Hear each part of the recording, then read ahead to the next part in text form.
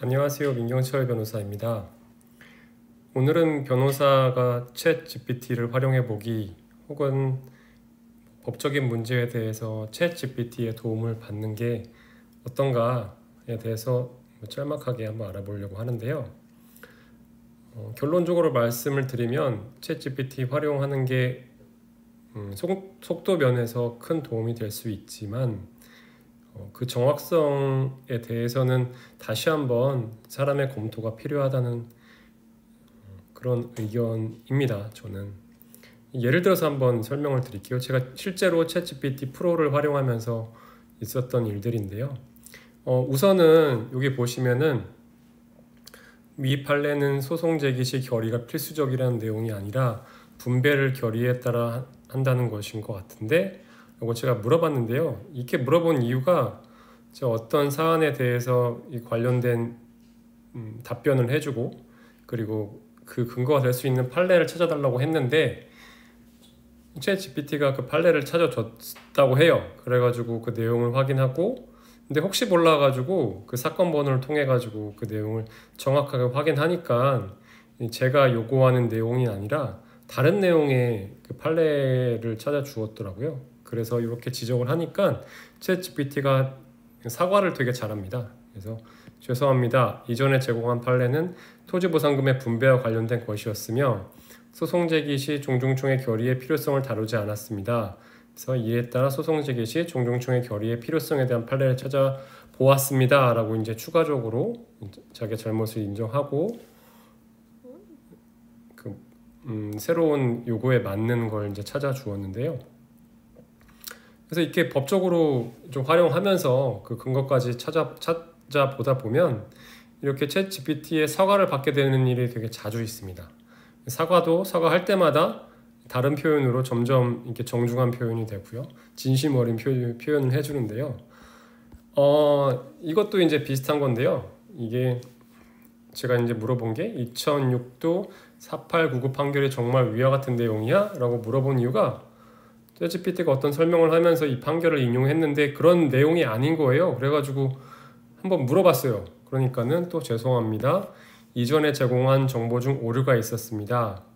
이 4899 판결은 행정정보 공개 청구 거부 취소 소송에 관한 것으로 낙찰자 결정의 처분성과는 관련이 없습니다. 이게 제가 어떤 질문을 한 거냐면 이게 입찰 공고 같은 게 났을 때 거기에 맞는 낙찰자를 결정하는 것이 처분성이 있는지 혹은 처분성의 여부와 무관하게 사법심사의 대상이 되는지 이 관련된 쟁점에 대해서 판례를 좀 검색을 했는데 이게 이제 애초에 잘못 알려준 내용이고요. 근데 챗GPT를 이용해서 또 빠르게 상담하는 데 있어서 도움을 받은 사안인데요. 이게 뭐 저희가 상담을 하면서 동시에 그 관련된 내용이 근거 규정이 애매한 것들이 있으면 그러면 그때그때 빨리빨리 확인할 수 있는 부분이 있었어요. 뭐 이때는 답은 확인하더라도 그 답의 근거가 되는 게 또 맞는지 확인해야 되는 건 맞는데요. 어쨌든 속도 면에 있어서 상담과 동시에 할 수 있어서 좋았는데요.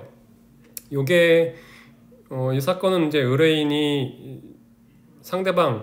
고소할 수 있는 상대방이 연령이 매우 낮은 사람이었어요. 그래서 그 사람에 대해서 형사고소를 하는 게 의미가 있는지 없는지를 이제 검토를 하면서 결국에는 이제 미성년자이기 때문에 뭐 미성년자일 경우에는 일반 형사사건이 될 수도 있지만은 소년법에 따라서 보호처분도 될 수 있으니까요.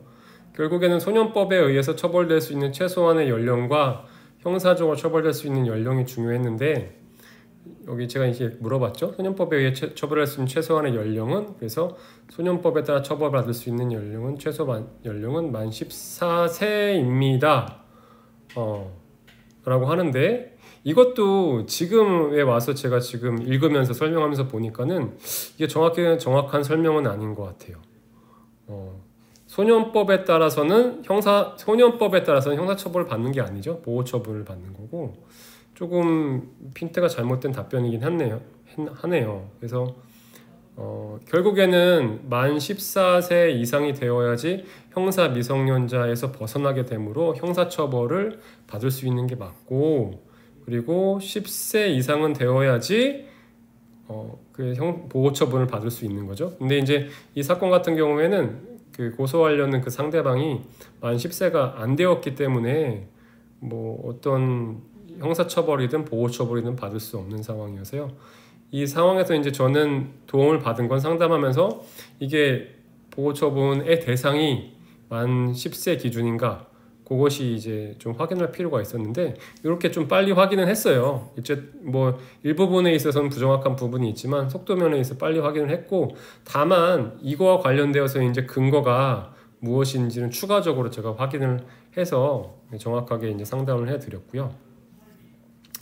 그리고 요것도 이제 그 같은 사건이었는데, 만약에 학폭위가 열려서 그 어떤 조치가 내려진다면은, 그러면은 그 조치가 학생 기록부, 생활 기록부에 남는 것인지 삭제되는 것인지, 삭제된다면 그 기준이 무엇인지 이렇게 이제 알고 싶어서 상담하면서 물어봤는데요. 여기 보면 제가 학생부의 기재는 가해 학생의 졸업시 삭제된다는 것의 근거 규정은 무엇이야?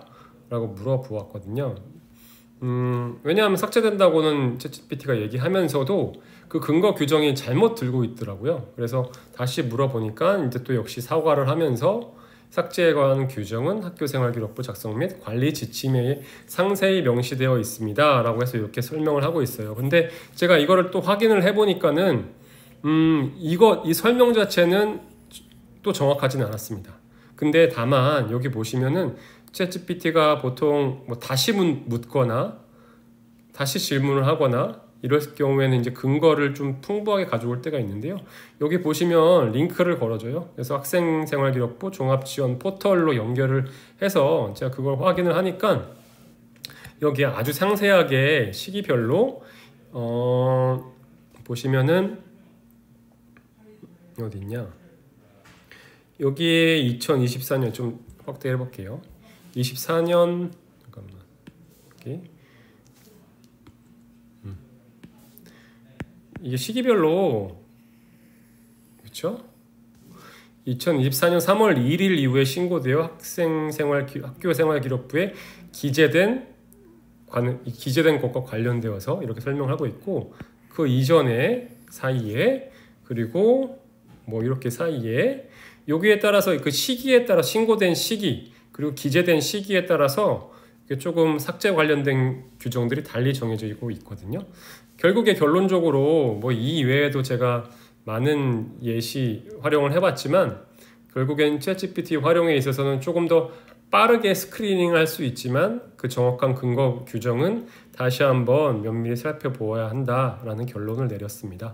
그래서 이 법적으로 일반인분들이 일반적인 내용을 대해서 도움을 받을 수는 있지만, 다만 사실 일반인들께서 뭐 그냥 궁금해서 상식선에서 궁금해서 이렇게까지 검색하는 경우는 거의 없잖아요. 되게 자신에게 중요한 문제에 대해서 다급한 문제에 대해서 물어보게 되는데, 그런데 활용되기에는 이 정확도가 떨어져서 조금 더 이 활용도를 가장 잘 활용할 수 있는 거는 변호사들이 아닐까 그런 생각도 듭니다. 아무튼 현재로서는 이렇고요. 앞으로도 어떻게 변할지 조금 획기적인 변화가 있다면 다시 한번 이 내용을 다뤄보도록 하겠습니다. 네. 오늘은 여기까지 하겠습니다. 감사합니다.